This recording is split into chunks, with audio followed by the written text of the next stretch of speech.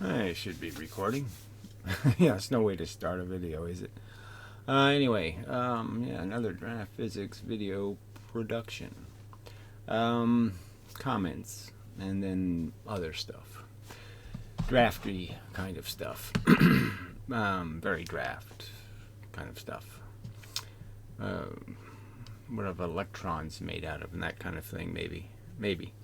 Energy, something like that. Alright, so you are accusing Bill of something you do yourself all the time as well. That's, and again, just another accusation. At least I back my accusations up with evidence, and I don't strawman other people's arguments, so this is just horseshit. Typical horseshit. Typically horseshitty. Anyway, you call the proton and electron magnetic monopoles. Yes, clearly. Yes. I'm saying there's no way to define the properties of an electron and define the properties of a proton and not see that those properties meet the standards of what the properties for monopoles of magnetism would be. The very fact that atoms are, that is, the polarization of atoms, is exactly what causes magnetism. They even admit that.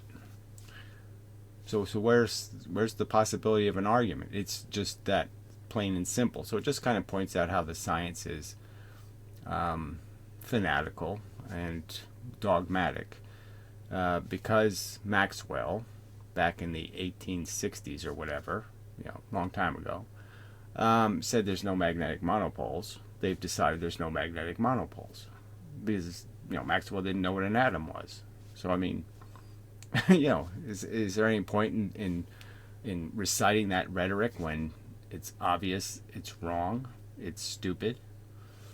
All right. But at the university, we learn that they are the electric monopoles. There's no electric dipole. I mean, in practice, there's no electric dipole. You understand? You don't need electric monopoles. That's called charge. Positive and negative charge. I mean, see, this is just so bad. What would be an electric dipole? Except having two charges in proximity, and two charges, that is, with high voltage on them.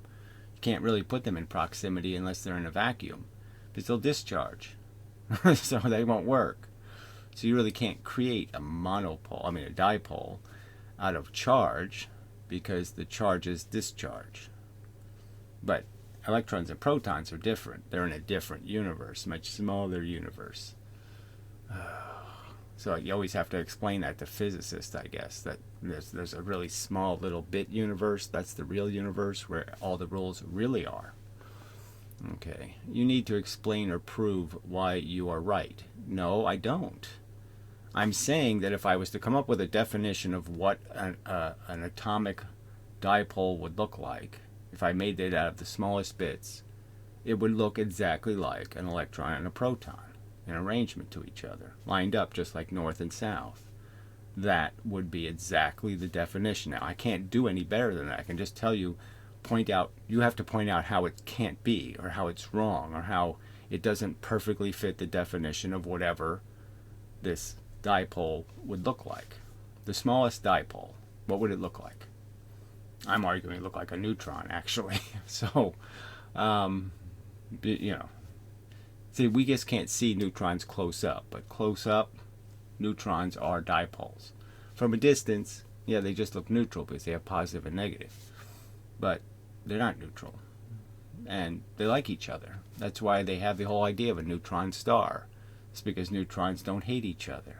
And why don't they hate each other? Because they're like magnets, and they'll stick to each other. They'll line up. They'll arrange.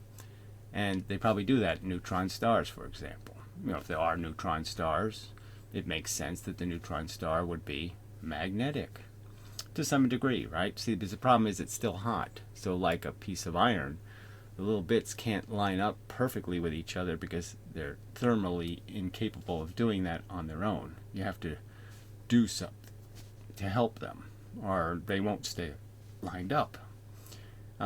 Because the thermal thing keeps moving the magnets, keeps hitting the north end more than it hits the south end at any one moment, and the north end tilts, and then this magnet tilts, and then that one tilts. They're constantly being rearranged, so they can't line up perfectly because it's not quiet enough out there in space. People are dumb. You need to explain, okay, prove why you're right. Well, again, I really don't need to prove something like water is wet, okay? You need to explain how it's not. You need to explain how the word wet doesn't apply to water. I don't have to explain why it does. Okay, because God told me, okay, I don't know, were you telling a joke here? So this whole bullshit is some sort of joke? Boy, thanks. As I pointed out, I just love fucking jokes. No, I don't. God told me it is not a valid argument in physics. So just what's the point of this? I mean, do you really think people are smart enough to get your jokes? They can't get 2 + 2 + 2. You're telling me, oh yeah, they'll get my subtlety. We all think you are wrong. And we is who? We, the cabal of morons called the human race? Oh, jeez. I'm so disappointed. The ignoramuses don't agree with me. So, 6 thumbs up for who knows what he was saying. Serious, not serious, who knows? Okay, and then what you need is evidence. Shows up to say, as they say, we can easily find flaws in others but ourselves. And again, as they say. Yeah, right? It's just more horse shit, right? I think everybody sees their own flaws. They try to run from them, but they see them. They're right in front of you, usually.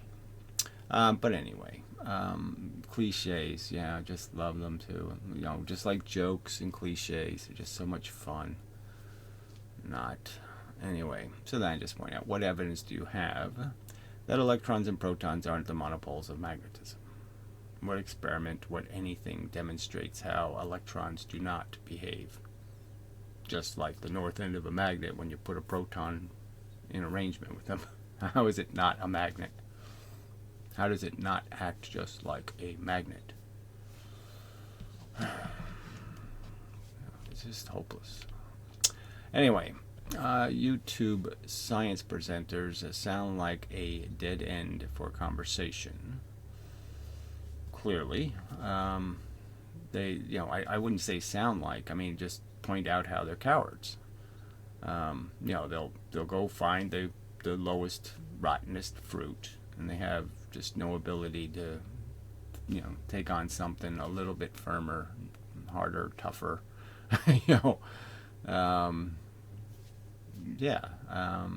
Because then they'll be challenged, and they don't want to be challenged. Have you tried local universities, colleges, where a professor may be willing to talk? Why would he be willing? Again, I've offered money, okay, and they're still not willing. And they won't even give me a price. Some of them, I mean, you say, just go, tell me your price. What's the cost for an hour of your time? They're not interested because, again, they don't want to be challenged. They want to just pick on, they're bullies. They want to pick on little weak flat earthers and such. They don't want somebody who's going to ask them some hard questions. It's like Feynman reacting to the reporter, when he was being inquired about how a magnet works. And Feynman, you could see his frustration, and he almost sounded antagonistic, and then he had to sort of explain, no, it's a very good question, yes, no, you're not doing anything wrong, I'm not being hostile. But his hostility was out of the fact that he doesn't want to do it. He doesn't want to try to explain it because he knows it's going to sound stupid. It's that simple. All right. I don't know what to tell you. I mean, I don't, going to the amateurs, frankly, I'm just saying, if you can't get Stanford or MIT or any of the big places interested, and local, what do universities do now? I mean, it's like 90% or 99% of the curriculum is sports and psychobabble. I mean, they don't even come close to a serious science subject. I mean, it's just not the place to go anymore. But anyway, I thank you for the advice. Yes, there are some good universities that are local, but I'm just saying, why should that matter now? It's the internet. Communication over distance isn't a problem anymore, so really shouldn't have to rely on local physicists. But anyway, your gravity explanation has a certain elegance to it, regardless of correctness. I don't know.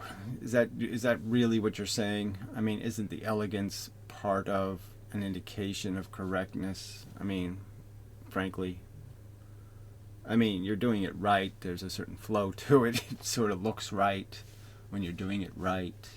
There's not too many things except for like ballet where doing it right looks wrong. Anyway, I thought it might be nice for someone to point that out. Okay, well, whatever. Again, this isn't the kind of thing that just gives me any kind of whatever gooey feeling. Alright, should be back. Alright, so, where was I?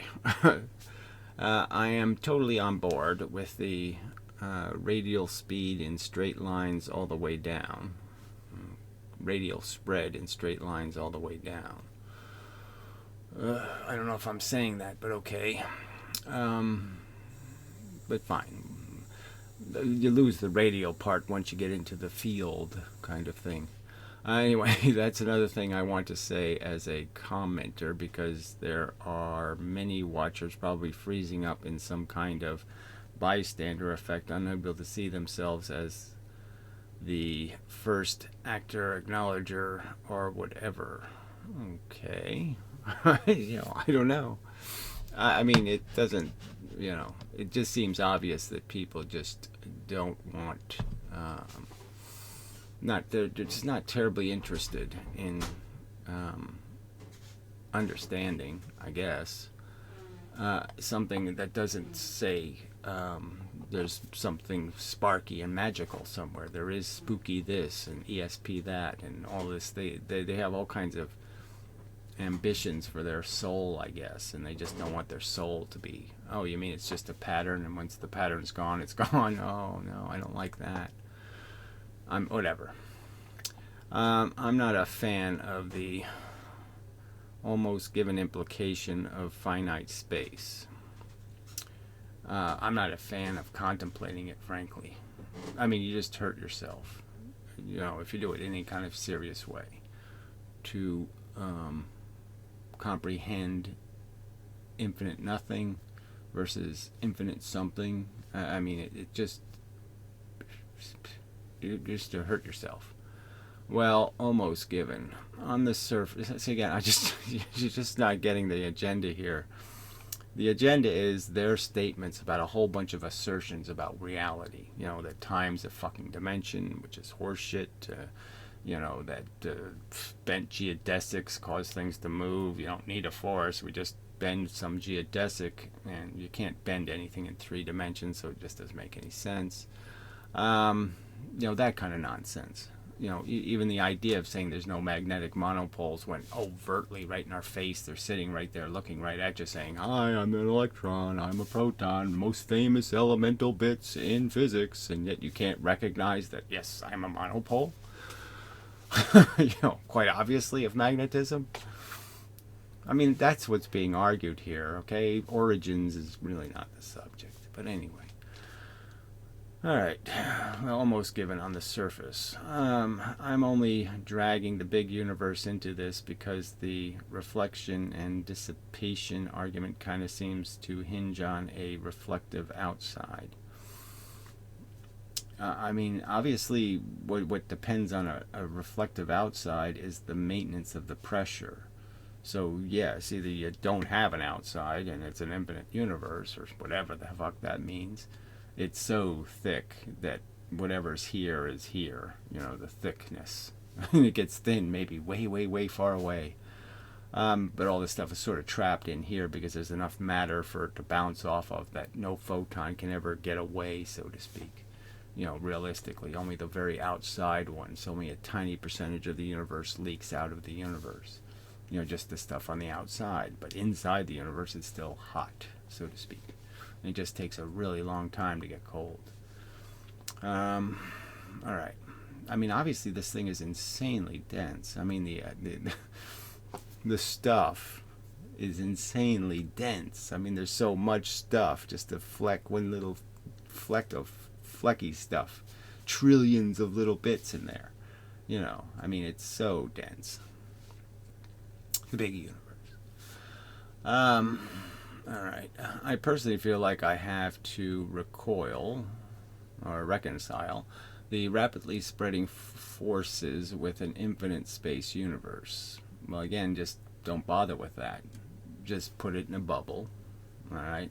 This is what I would say to say, I really want to start simulating this, so I have to get somebody who can just do the basics, create the little bits, the program to make the bit, and then to make the bits all move at the same speed, and then to create just electron and proton bits in that sea of bits. And then the idea would be is just to have an outside where they just reflect back without a frequency. So anything that hits with a frequency comes back broken, in the sense that it goes a little deeper into the membrane.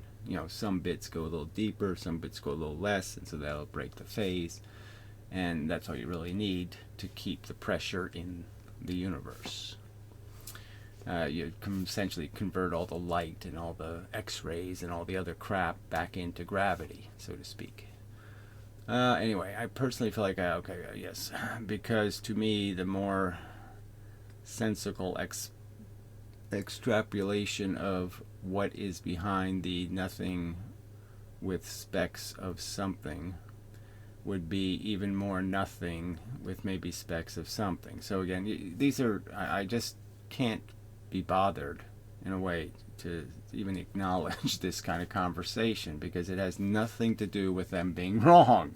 You're giving a completely wrong explanation of reality. I'm trying to point out the wrong parts that are quite obvious. What the fucking creation mechanism is so fucking irrelevant. I just don't know why you hang on that. I just don't know why you people hang on bullshit that can't matter.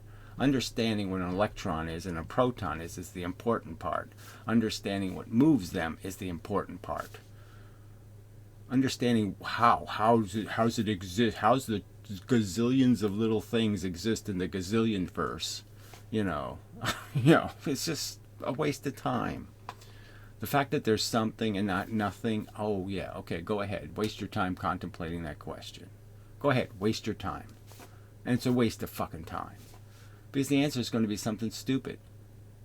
There's just going to be Rube Goldberg all the way down. There's going to be some stupid thing. Yeah, the duck quacked and the stink bug on its bill fell off and it landed on a blah blah blah and then and the blah blah and then blah blah. I mean, it's not going to be some miraculous answer like there is a God, and he made a universe-making machine, while he was in between thinking about where the hell did I come from, how the fuck did I get here, in between thinking about that, he made his universe-making machine. Fuck this. It's just a waste of goddamn energy. Alright. And not a wall, aka something, or like in some of the theories out there that want to make the universe into a donut shape or a game of Pac-Man. Well, again, all of that conversation is outside the range of what you call science. Okay? Science is based on stuff that we actually have a fact. Alright? And the difference is philosophy is about stuff where the facts are kind of intangible. You can say something like, it's a fact that it matters that I feel like shit or I feel good. It's a fact that's kind of mushy. I mean, I can only assert it. I can only tell you that from my personal experience with consciousness, there's a clear difference between feeling good and feeling bad. So I can only explain that to you. And you can either identify with it because you're conscious too, or you can't. But it's not like the same kind of facts you're dealing with. And so you just want to talk about shit for which we have no information. I mean, there's just no information. And yet you want to speculate. Okay, go ahead. I think it's a waste of fucking time, and it has nothing to do with my mission here. It's called draft science, not draft, let's make up crap about, the 3 bears farted the universe. Fuck that. Alright, well, anyway. Sorry, but this is just this is so annoying that everybody's expecting a physics conversation to be about creation. It shouldn't be, because that's not science. All right, and not a wall icon, something on that. Whatever. So I want to make the exit screen to the right and re-enter from the left. Okay, whatever. Okay. There are some factors that lower the necessity for a universe edge or loop of radiation to work, even if occurrence of matter and radiation was the special case and empty space was the norm. Jesus, this is really uninteresting. For example, there could be very delayed dispensation. Who cares? With even near infinite radiation angles for any object, there is a big chance that every angle is covered by a reflective object at some distance. I was actually going to get into some of this, going a step deeper and sort of explaining that electrons are just a pattern, let's say, and protons are just a pattern. So if I randomly took, a bazillion blue BBs and a bazillion red BBs, and I threw them somewhere on a surface, they would land, okay, all randomized. And then if I gave them an identity, like they're going this way, or they're going that way, or it's going that way, right? The fact is just that random throwing, if I could perfectly randomize their interaction by some magic, because I would need magic to make it purely random. But anyway, you can understand that certain patterns would form. There would be arrangements like flipping heads and tails. You could get patterns, 3 in a row, 2, 3, 2. You could get a pattern. And certain patterns could be durable in the sense that once that pattern was created in the universe, even though there's randomness coming at it, the randomness only goes 2 layers deep. And the stuff that's 6 layers deep in the pattern would never be affected. So there'd be a pattern of 3 2 3 3 3 2 3 3 3 3 2 3 2 3 2. That pattern would live. It would survive in the universe. But see, I was going to have that conversation later. But anyway, we'll see. All right. So all of this crap, even the near infinite radiation angle. Okay, I don't want to get into the angle thing, because the angles always turn out to be, it really doesn't matter. It's much easier to understand it that you have 180 degrees and that the average is always going to be the 90. So just fuck all the rest of it. It's just a waste of time to keep accounting for the specifics of all the stuff that can happen at all the different angles, because on average it's going to be one end result. Sorry for the unnecessary detail, but again, radiation spread, infinite space, whatever, a long tradition of cosmic big BBG radiation, background radiation, somewhat hard to reconcile. Well, for you it is. I don't find anything. Frankly, again, if I just put it inside a bubble, a reflective bubble, there's nothing to reconcile. So, okay, that doesn't work for you. Tough shit. Okay, then think of something else that does. But I'm just not terribly interested. It works for me as an answer. There, I'm done. I don't have to fucking worry about it. It does seem to be a closed system. I'm just saying, you want to say it's not a closed system? I'm saying it seems to be a closed system. I would argue that over time the universe just yin and yangs. Okay, there's a time when the matter's close together because the pressure, there's lots of swimmers in the outside swimming in.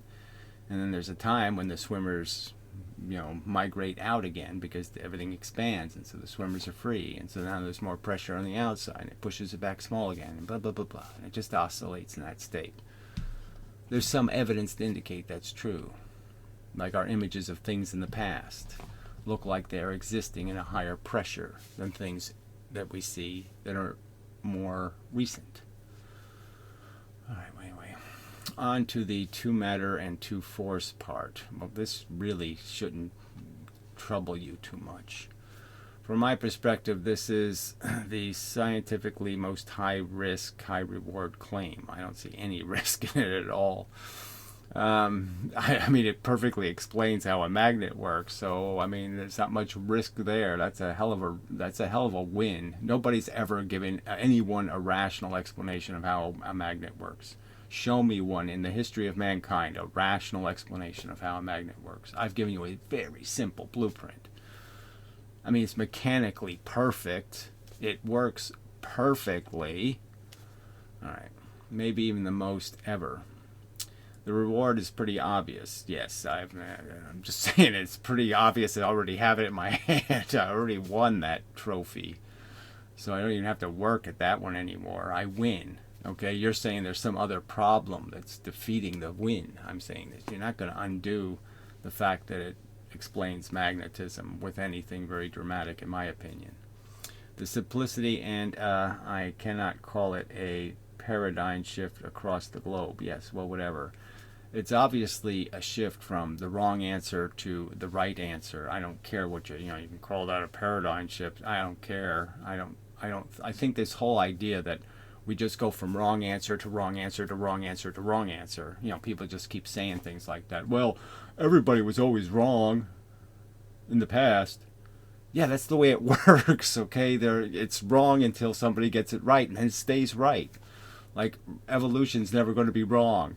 Evolution will never be the wrong answer, because it's the right fucking answer. Alright, from my perspective, it feels very vulnerable. To what? A2 is easy to break and hard to fix, hence the risk. I don't really see it. It's so obvious that the system is based on this duality thing, on this yin-yang thing, on this right, left, up, down. I mean, it's all the fuck over the place. Nothing, something, I mean, yeah, there's lots of threes in the universe too, but there's even more. When you look at it, there's even more twos. Shit. The point is, it's so simple. How can you break two? Two doesn't cause any complexity. You don't have a third element to the tripole. You don't create tripoles. It's not you don't have the delicacy of a tripole. You don't have any of the liabilities of the tripole or the quadruple pole. Oh, anyway. And I purposely say feels because I can't argue for or against with my loose knowledge. Well, that's sort of the problem, right? I mean, somebody has to have some familiarity with all the experiments to realize, hey, you know something? He's right. The atom always is the polar thing. That's always causing the magnetism. Is something to do with atoms and there aren't any experiments that demonstrate that, there's any toroides or hyperberylioids or any of that. Anyway, I already acknowledged the low number of elemental parts as a statistically relevant factor in its favor. Yes, that's right. It's Occam's razor. It's so fucking simple. It's ludicrously simple. One more step to simplicity, the one, and it'll be double ludicrously simple. Okay, so can you tell us the strongest non-magnetism related hints for the conclusion assertion? Pattern. Okay, so pattern is the hint that it's even simpler than 2, that there is a 1 to the whole thing, and that and all you're really doing is taking a 1 and you're creating patterns of something and nothing. And by just creating densities of something and nothing, you can create something that has a pattern. And patterns can be durable. But anyway, it's such a step, an unnecessary step for me to have to take to debunk bent space and virtual photons and entanglement and all the other bullshit of conventional physics. All right. I bet you think light is a constant. And I should think otherwise for what possible reason, Harkatori? You know, what other reason should I think so? What one reason? Give me one reason why I should believe it's not constant. That a photon in space at some point does go fast or does go slow. That under the same conditions it ever behaves differently. No, there's no evidence of that. You're an idiot. I mean, that was something established long, but you didn't need Einstein to do that, you know. So you Einstein haters, yeah, Einstein wasn't the first person to suggest that, oh, maybe there's a constant speed to light. I mean, he didn't invent that, retards. And he didn't even invent the statement that nothing's going to go faster than light. Lots of people kind of understood matter is really, really fucking slow, and it's really, really hard to speed it up. Yeah, a lot of people understood that. I think a good constraint premise for a video would be I am a force bit or something like that. Okay. Yeah, I can make a cartoon, you know, with a little homunculus riding on the electron. You know, and I don't think I want to do that. I mean, he said a force bit. Force bit is even harder to do. It's sort of a density argument, I guess. You know, it's the only restraint you sort of have. So even in making a simulation, you know, you have to make a simulation of, you know, 100 parts, and you have to make the 100 parts account for something that's a billion dense. And so that's the tricky part. You know, because with 100 parts, a frequency is going to be much bigger in terms of its loudness than it would be in the field of a billion little things happening and all of that kind of stuff. So it gets a little more difficult when you have to not generalize, but minimize. When you have to go with minimum density, it can cause some negative effects to your simulation. Anyway. Where you retain the scope, but you put it through all kinds of situations. Well, I think I've sort of done that. I mean, I've analogized it to swimmers and boats. I mean, I've given you pretty much all you need as a visual aid to understand that, okay, what if I was in a rowboat and there's 6 of us in the rowboat? So I'm just going to do one dimension right now, but yes, it happens in all directions. So I'm sitting here in the rowboat and there's 6 of us. And I can sort of understand that if 3 of us are rowing this way and 3 of us are rowing the other way, the opposite way, that the boat ain't going to go anywhere. So I can get that part. And I can get the part that if somebody climbs in the boat and throws out a rower going the opposite way, that's going to change which direction the boat goes. You know. And it's going to change what kind of rowers are in the ocean. Yeah, it's pretty easy. I mean, I shouldn't have to help much than to say just use your imagination. Imagine you're in a boat. Imagine there's rowers, you know, in the ocean, and they keep jumping into your boat, and they do this simple thing. They, you know, if they got a yellow shirt on, they throw out a red shirt, and if they got a red shirt on, they throw out a yellow shirt in terms of direction. You know, that just would be a way of understanding which direction they're rowing. They just throw out the opposite of which way they went in. The rower that's front in the boat is rowing the opposite way, and they throw him out. It's that simple.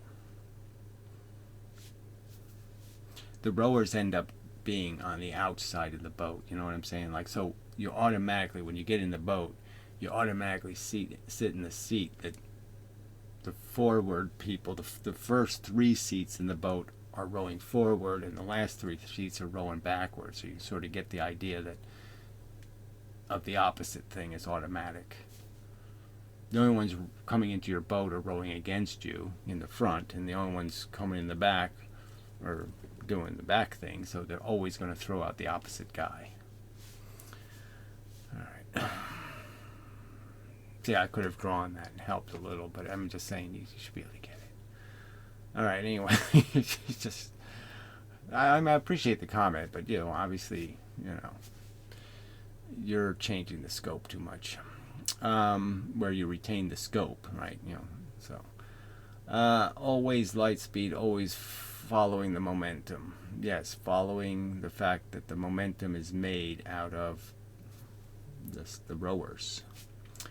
And describe how it interacts with its neighbors, contrasting the entrapment in a single atom versus travel in a vacuum versus entrapment in a bunch of atoms.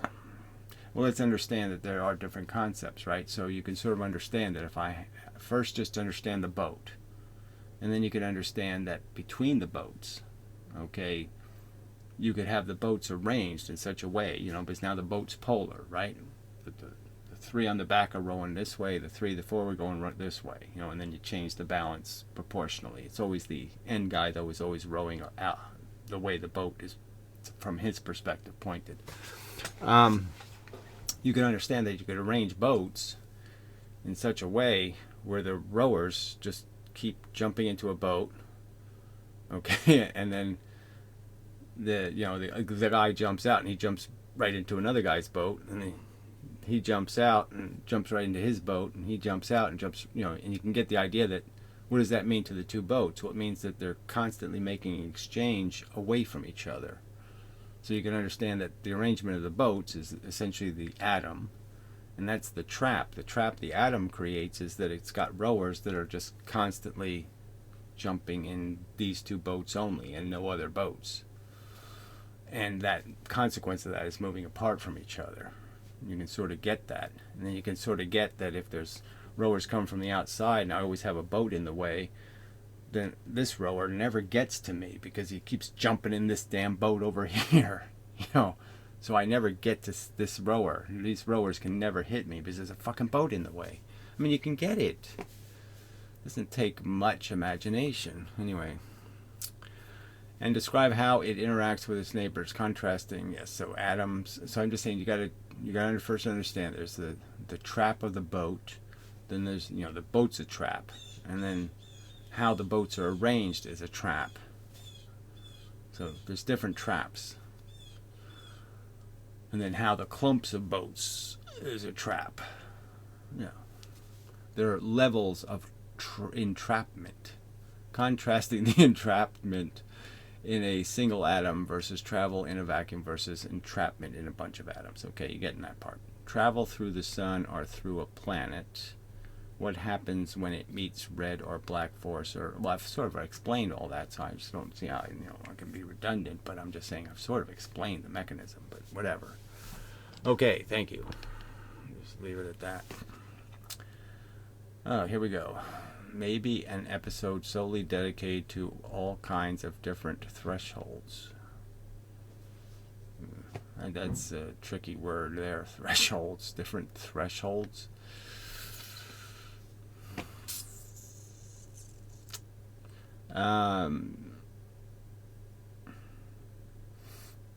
Again, that might have something to do with the tipping point argument. The fact that you need to,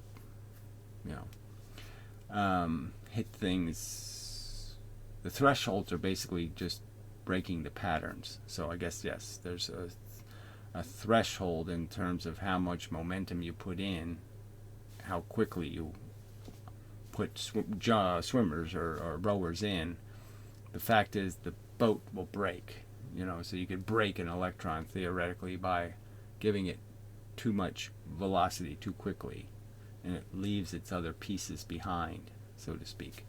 The pattern gets far enough apart, pieces of the pattern can move. So there's a piece going this way and a piece going this way, and they're sort of interlocked, as a pattern.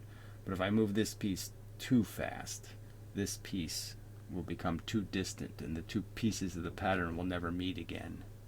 And now they can be annihilated as they're certainly not this pattern anymore, and they might lose their identity as this pattern also, just because now they've become vulnerable because they're not protected by the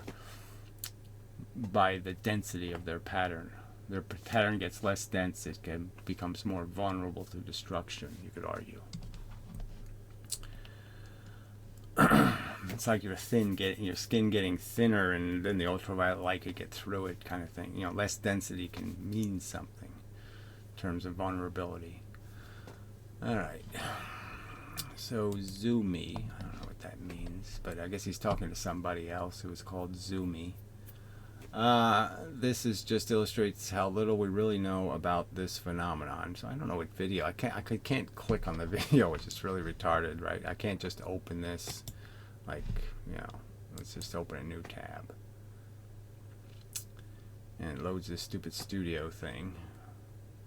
And then these are the comments on that video. So I don't know why this video has all these comments. It doesn't have all that many views. It's only like 300 views. And then it says view on YouTube. Doesn't work. Thank you, YouTube. So I can't really get to this video. It's just so fucking stupid. I really hate YouTube. So I have to go find it. But I mean, they don't even have the title on the fucking thing. But anyway, so I can't tell you exactly what's in the video. It's obviously an older video, much older, you know, video, like years ago video. Know about this phenomenon. I as with gravity.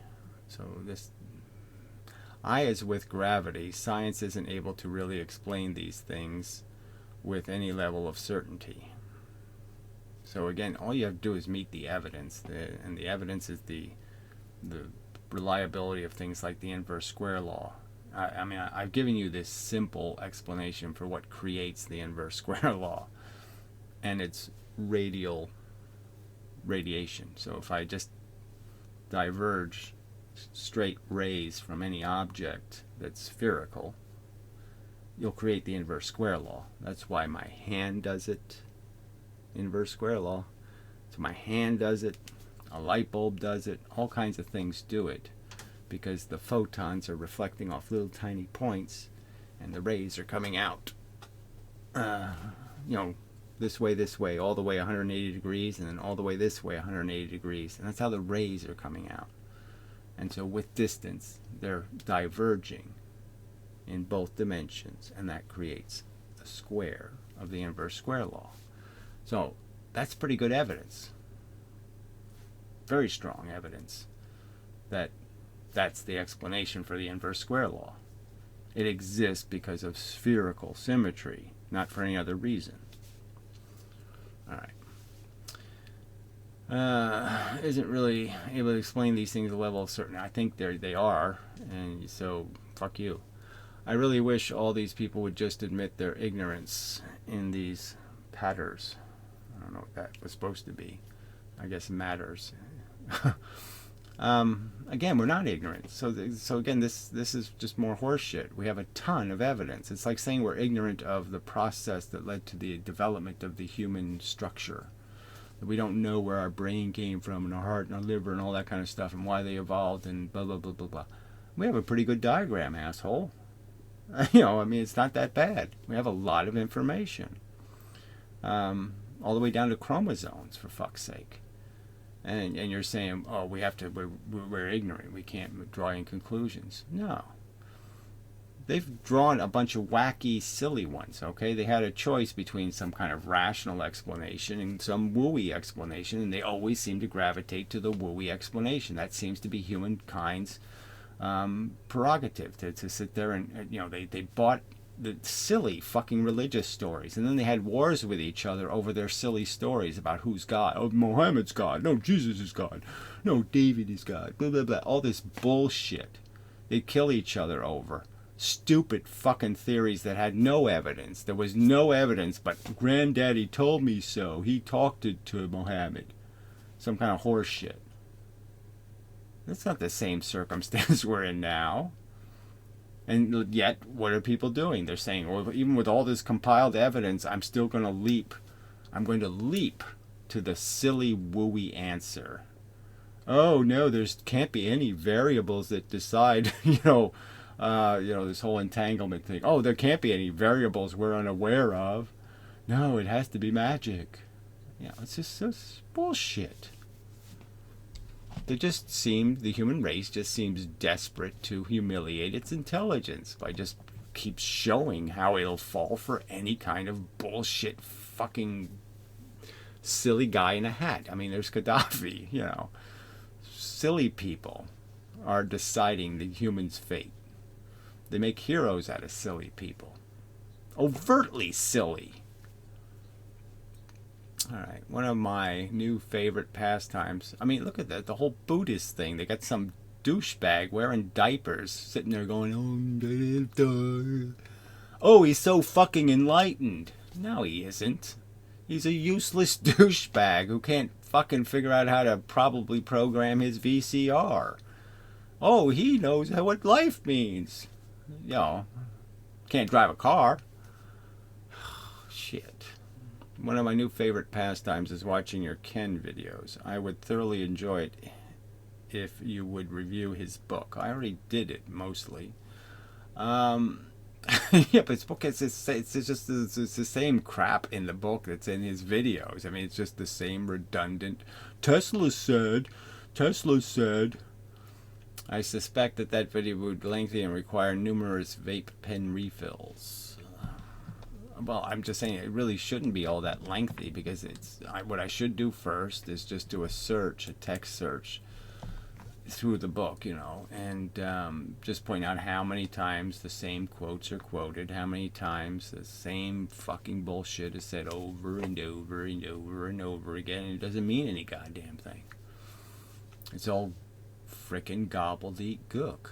Anyway, Ken is a pathological liar. True enough. I mean, he does lie a lot, with a tendency towards fanaticism.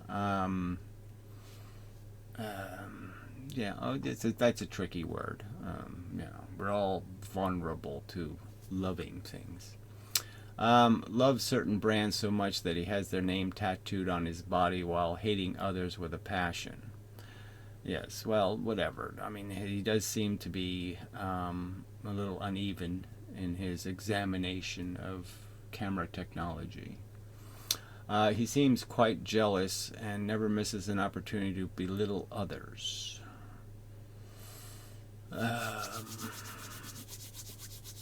He's resentful, but we all have good reason to be resentful, I suppose. Life isn't fair. In some cases, literally trying to destroy people.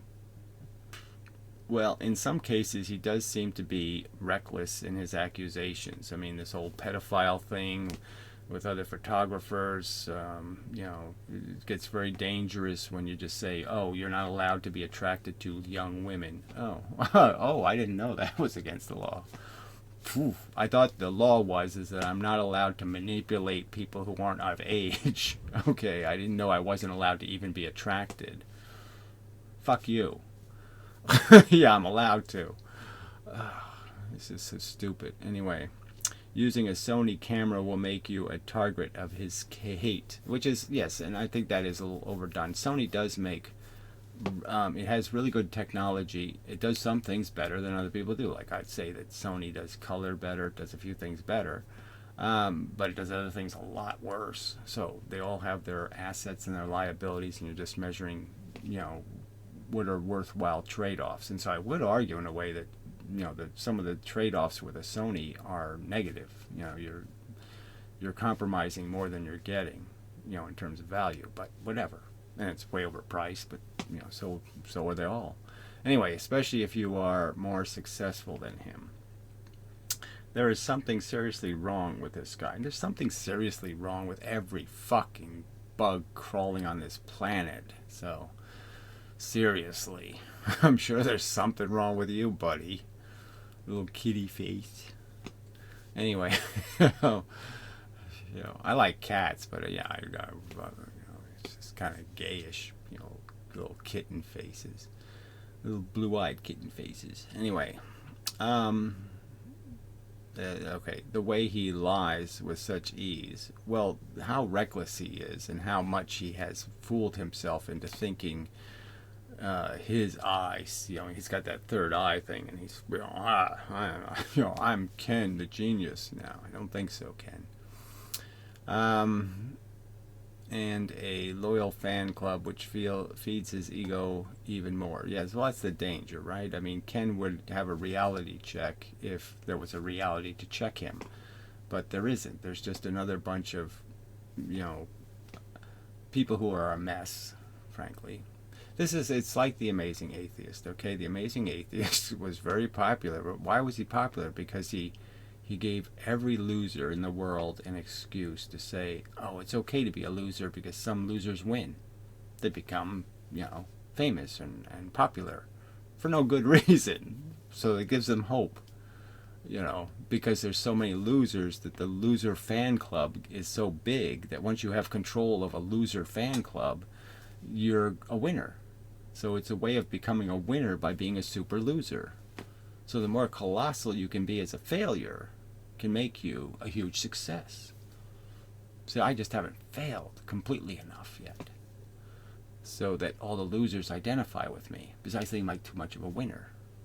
I mean, I haven't lost all my hair, and I don't have a micro penis, and I don't have any of the, obvious loser traits. So even though I'm a loser in terms of my own psychology is a mess, they don't appreciate that because they can't see the mess I have to live in terms of my own fucking psychology. So they think I'm a winner, even though I'm a loser. So I should have a huge loser fan club. But, I have all these superficial, unloser traits that really piss them off. Yeah. So anyway, it really is, it all turns on that kind of bullshit. That's how the world works. It turns on such crap. Amazing crap the world turns on.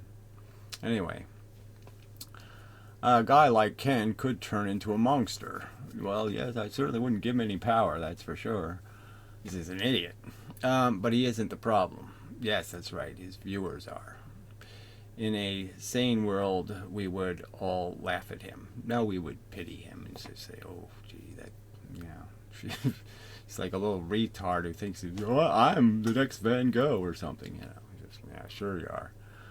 The problem is he is human. The problem is human stupidity in general. Yes, the common denominator, the lowest. The fact that there are loser fan clubs, that's the problem. I mean, there was some people who probably thought Yoko Ono made a musical sound in her whole life somewhere. She actually did something musical. I mean, they're that deaf, Right now, I mean, there's people listening to this stupid nigger rap, and you're just like, who the fuck, on purpose, has that playing in their car on purpose? I mean, on purpose. I mean, your brain has to be so fucking wrong to sense that something right's happening.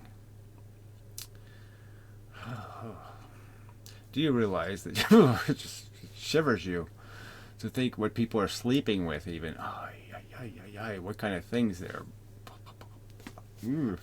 what they put in their mouths. Horrifying. Alright, do you realize that you just said that atoms degrade into radiation? Yes, that's what they do. They break apart, and pieces of the stuff that was inside the atom trapped gets released. Little bits of extra crap. Ken says that radiation condenses into matter. Well, he can say anything he wants to, but he doesn't prove it with anything called a piece of evidence or a single piece of experimental evidence. So go ahead. Talk shit. Go ahead. You can say anything. Lizards have extra invisible legs. There, I can say it. So what? I say so? Oh, yeah. Well, there can't be any proof because they're invisible legs. Alright. That from the largest black hole, hydrogen is emitted out of their polar jets. Whatever the fuck. What does he know about black holes or anything else? He says they lack magnitude. So how could they be jetting anything if they lack magnitude? Other black holes emit radio waves, gamma rays, and depending on the magnetic strength of the null point is what the wavelengths you get, aka other perturbations, because light is not what is moving, just like a shadow is. So just to repeat this puke rhetoric that somehow a shadow is nothing because it can be identified as the absence of something. I mean, we can identify when the light is on and when the light is off. Okay? We're not saying that there's off photons. Nobody's saying that. Retardus. Oh, amazing. Stupid people. It's not a thing, so in reality a shadow is not moving. But the thing, the light bulb is, can be. And the fact that the light's on or the light's off matters. When the light's on, the light will be moving. Okay. The force will be moving with it. The light force. Light does not move. What creates light is a rate of induction. So this is just more... I can't believe somebody would repeat something like that as if it means anything. A rate of induction in what? And where is your piece of evidence? Where do you have a single piece of evidence to make your assertion mean something? There's no evidence for your assertion. It's just an assertion. Show me how it works. Show me how the ether induces. What's your ether made out of? How's it physically? How does light? Draw me a picture. You can't draw a picture? I've seen Ken's picture. It's incomprehensible babble. A coaxial cable. It's hyperberloiding. What does that mean? How does that do anything?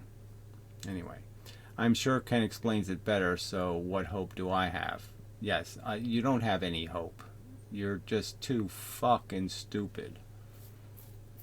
Yeah, so that's all that can be said. I'm sorry for you. I'm sorry you're such a dupe to say stuff like this, because it's just no better than saying, but God created the universe, and he made man in his likeness, and that's why man has nipples. Oh, wait a minute, that doesn't work, does it? Yeah, that doesn't make any sense at all. Why do the men have nipples again? If they came first? Here is almost everything you rail against in one graphic. So, yeah, I did look at this. There are a few comments that explore concepts, mostly about speed of light. The only one downvoted, rejected the notion that time is the fourth dimension.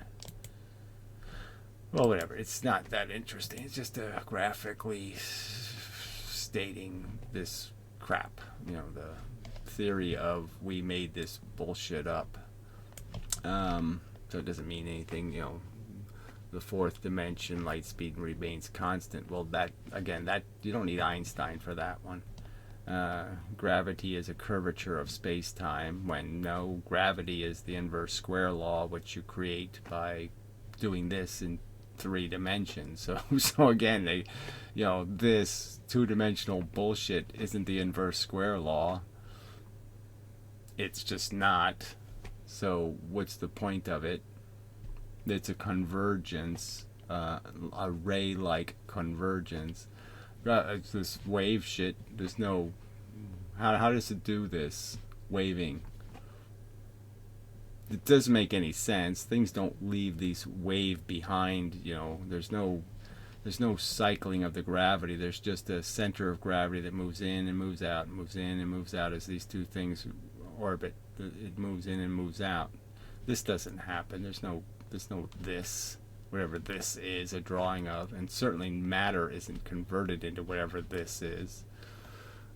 Just bullshit. Ugh. Anyway, it's all bullshit. All right, so I was going to do something, but now I'm tired. So I don't feel like it.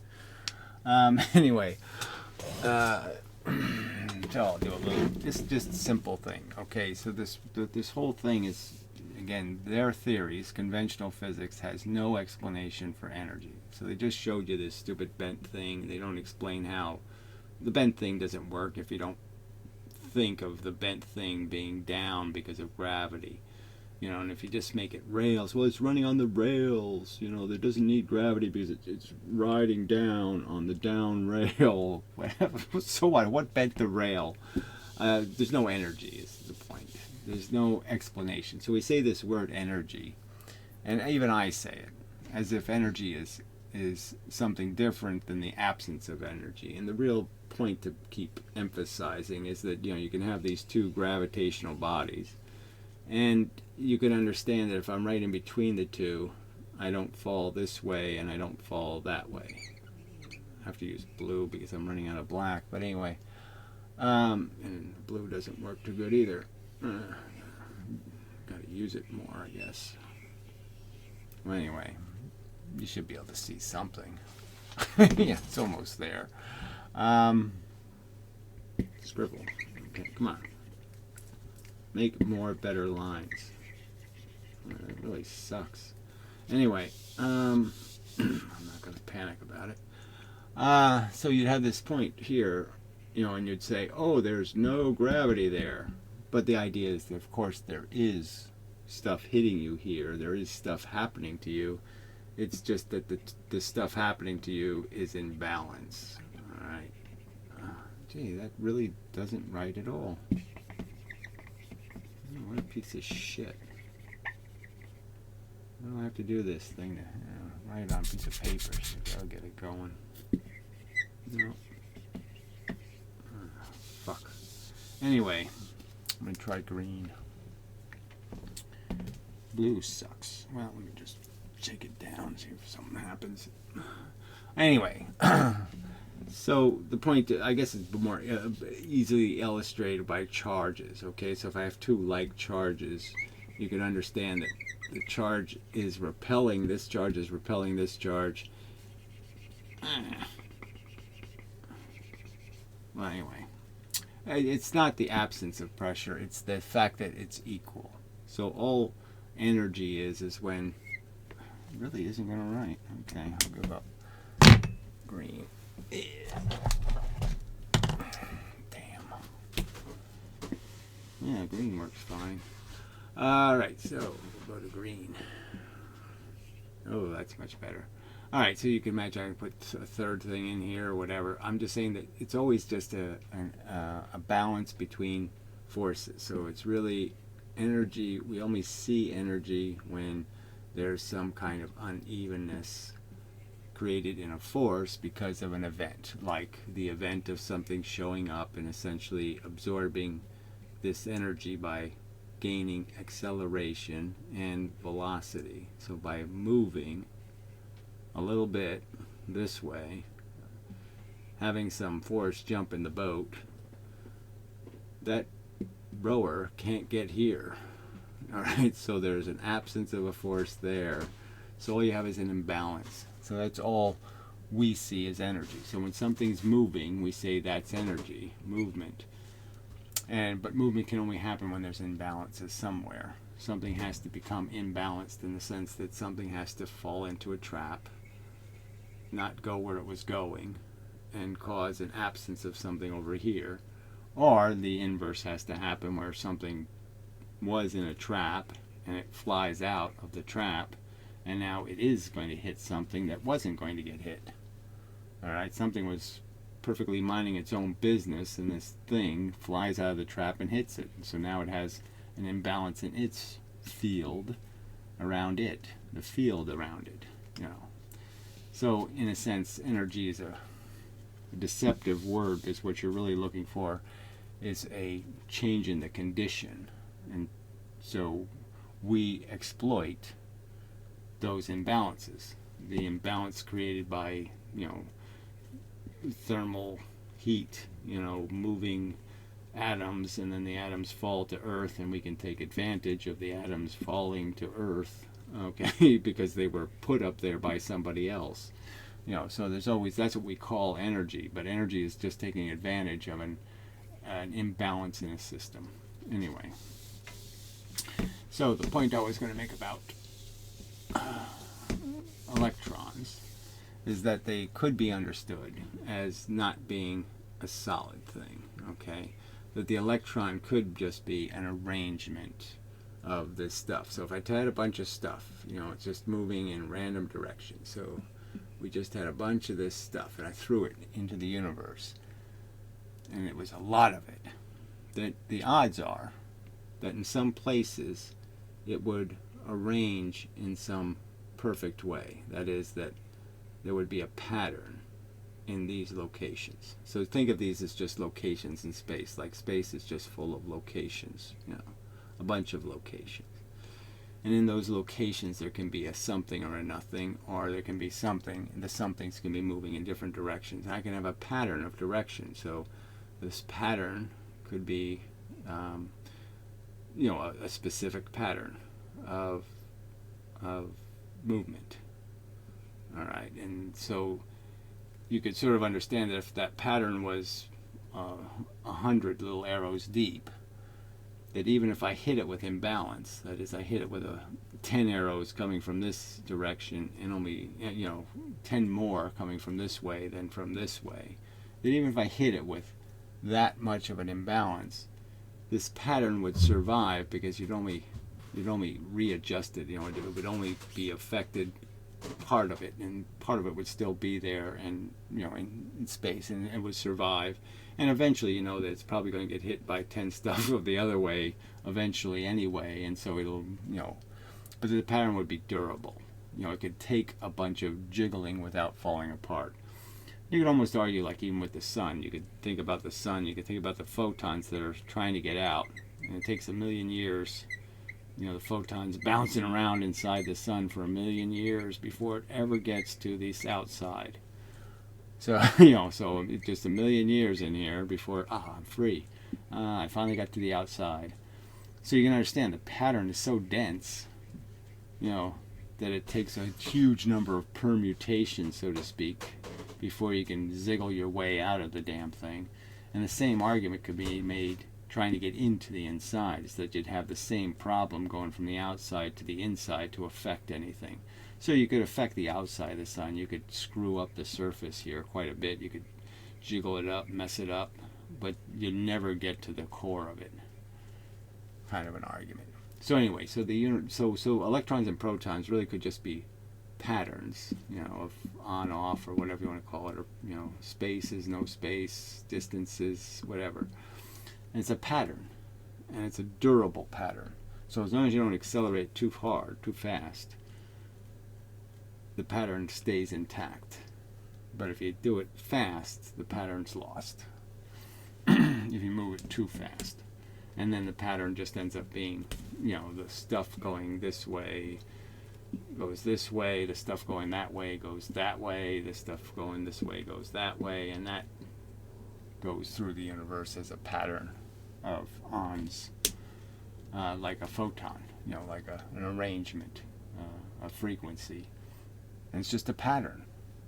So we know patterns can move through the space, and they're fairly durable. But like a photon, all I have to do is screw up the phase a little bit. All I have to do is take one of the little elements and knock it out this way, change its phase, and all of a sudden now my pattern's broken. Now my frequency, you can barely see that, the frequency that can be seen can't be seen because it's missing that little fella there.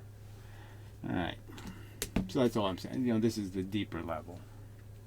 So in a sense, you can start going down to just 2 plus 2 physics, 2 kinds of force and 2 kinds of interaction.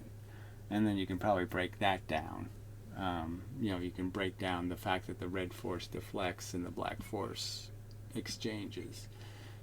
You can break that down to an interaction in the pattern, so that this deflection probably just means there's 2 interactions that happen in the pattern, and that's why you ended up with this. That's why the pattern always rejects the red force. And then there's probably a way of turning the red force into just the difference between a triangle and facing you with the point up, and a triangle with the point down, or something like that. So you could probably turn the whole thing into a 1, and just understand that it's just a pattern of what you did to that one thing, whether that one thing is upside down or inverted, inside out or outside in, kind of thing. Like an inside out triangle, or you can come up with some simple mechanism that says, that's the difference between the 2 things. One's a square peg, one's a round hole, kind of thing. Alright, so that's probably enough. I won't even finish erasing. Yeah, enough of the video. So till the next time, and so forth and whatnot.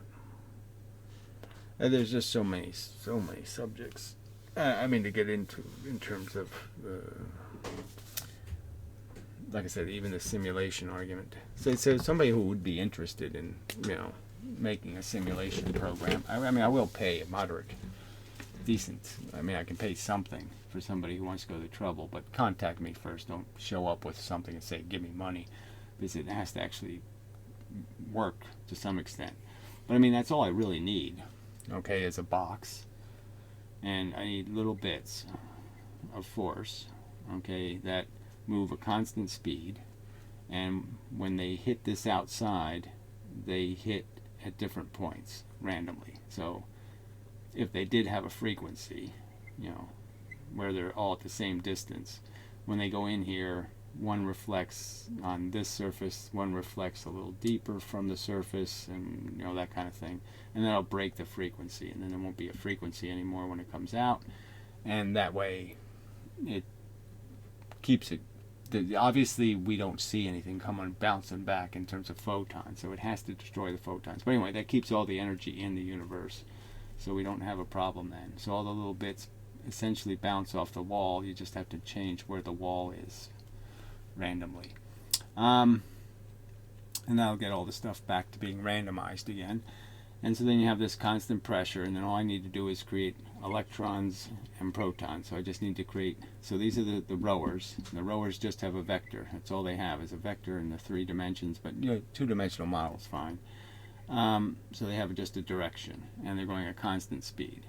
So I need little bits. I need a wall, a container, and then just 2 things called boats, boat A and boat B, proton and electron. And the simple rules is there's 2 kinds of little force bits. I forgot to say that. Yeah, you need 2 kinds. So you just need 2 kinds of little bits going at constant speed, and then 2 kinds of boats.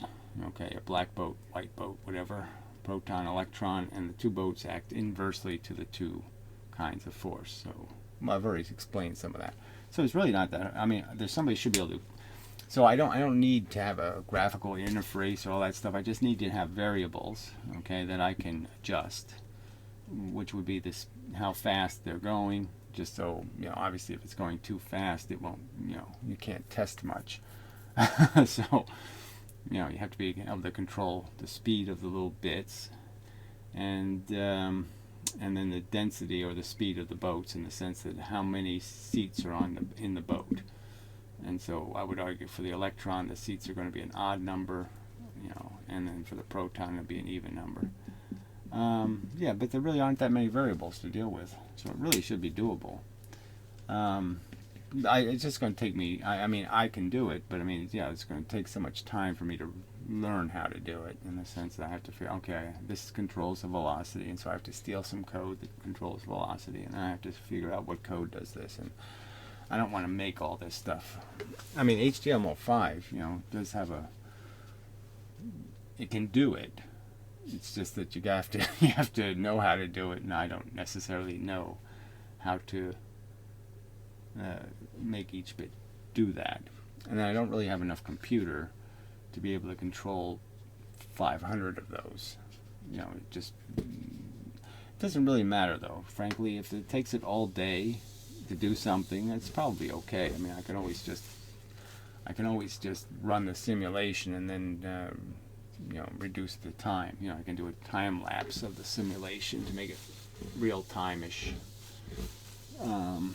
It obviously won't be real time for the electron and proton, but I mean real time for your consumption of the function. Well, anyway, somebody interested, just email me if you're interested. But as like I said, I can pay something, up to a couple $100 or something, maybe, for something really great. But blah blah blah. Well, something really great, I could pay even more for something really great. But anyway, till the next time, such. So forth and whatnot. There was something else I wanted to get to, but I can't. It's just not occurring to me. So, till next time.